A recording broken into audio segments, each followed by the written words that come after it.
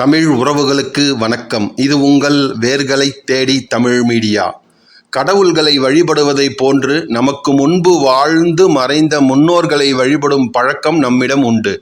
அமாவாசை, திதி போன்ற நாட்கள் தவிர மற்ற நாட்களில் முன்னோர்களை வழிபட வேண்டுமா?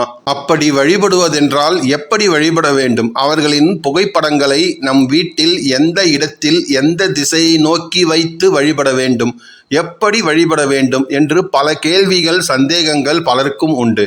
அப்படி முன்னோர்கள் வழிபாட்டை தினசரி எப்படி மேற்கொள்ள வேண்டும் என்பது பற்றிய சந்தேகங்களுக்கான தெளிவான பதில்களை இந்த காணொளி மூலம் நாம் பார்க்க போகிறோம். காணொளியை ஸ்கிப் பண்ணாமல் முழுசாக பாருங்கள். நீங்கள் இன்னும் நம்ம சேனலுக்கு சப்ஸ்கிரைப் பண்ணலைன்னா சப்ஸ்கிரைப் பண்ணிடுங்க. மறக்காமல் பக்கத்தில் இருக்கிற பெல் பட்டனை ப்ரெஸ் பண்ணிடுங்க.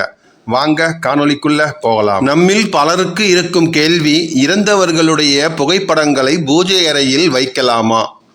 வைக்கவே கூடாது. இறந்தவர்களை தெய்வமாக நினைத்து வழிபட்டாலும் கூட அவர்களும் மனிதர்களாக வாழ்ந்து மறைந்தவர்கள்தான். அவர்கள் வாழ்கின்ற காலத்தில் ஏதாவது ஒரு தீய குணத்திற்கு ஆட்பட்டிருப்பார்கள். அதனால் கடவுளின் படத்திற்கு சமமாக அவர்களுடைய படத்தை பூஜை அறையில் வைக்கக்கூடாது என்று சாஸ்திர நியதிகள் கூறுகிறது.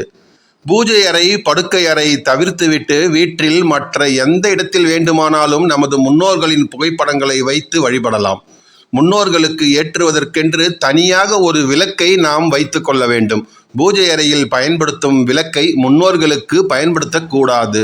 சாதாரணமாக விளக்கேற்றும் நல்லெண்ணெயை பயன்படுத்தி விளக்கேற்றலாம், நெய் விட்டும் விளக்கேற்றலாம், அனைத்து எண்ணெய்களையும் சேர்த்தும் ஏற்றலாம். முன்னோர்களை வழிபட ஏற்றும் விளக்கிற்கென்று தனியாக எண்ணெய் எதுவும் கிடையாது.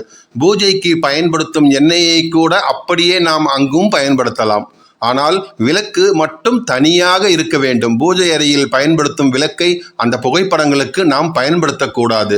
அகல் விளக்கு, காமாட்சி விளக்கு, வெள்ளி விளக்கு என்று எந்த விளக்கு வேண்டுமானாலும் நம் வசதியை பொறுத்து இறந்தவர்களுடைய படத்திற்கு பயன்படுத்தலாம். தினமும் முன்னோர்களுடைய படத்திற்கு தீப தூப ஆராதனை செய்யலாமா என்ற கேள்வியும் நம்மில் பலருக்கு உண்டு. கண்டிப்பாக செய்ய வேண்டும்.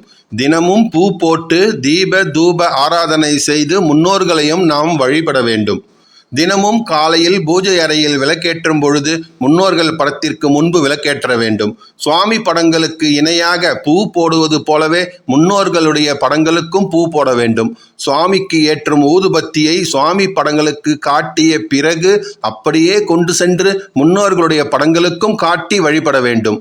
நெய்வேத்தியமாக சுவாமிக்கு படைக்கும் உணவில் முன்னோர் படங்களுக்கும் வைத்து வழிபடலாம்.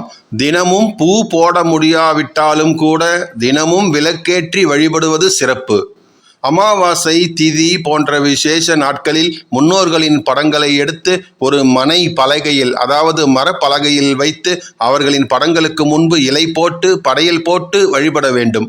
படங்களை சுவற்றில் மாட்டி இருந்தால், அதற்கு கீழே இலை போட வசதி இருந்தால் அந்த படம் அங்கேயே இருக்கலாம். அந்த படத்திற்கு கீழே படையலை போட வேண்டும்.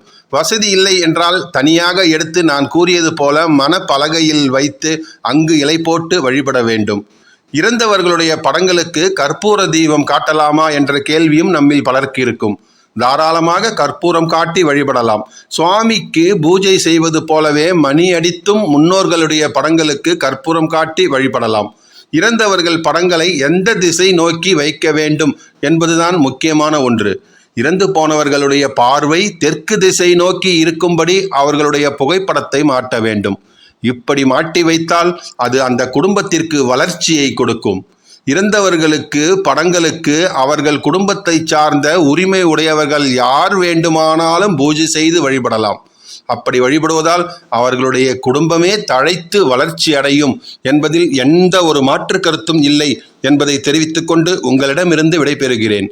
இந்த காணொளி உங்களுக்கு பிடித்திருந்தால் லைக் பண்ணுங்க, ஷேர் பண்ணுங்க, மறக்காம உங்கள் கருத்துக்களை கமெண்ட் பாக்ஸில் கமெண்ட் பண்ணுங்க. நன்றி, வணக்கம்.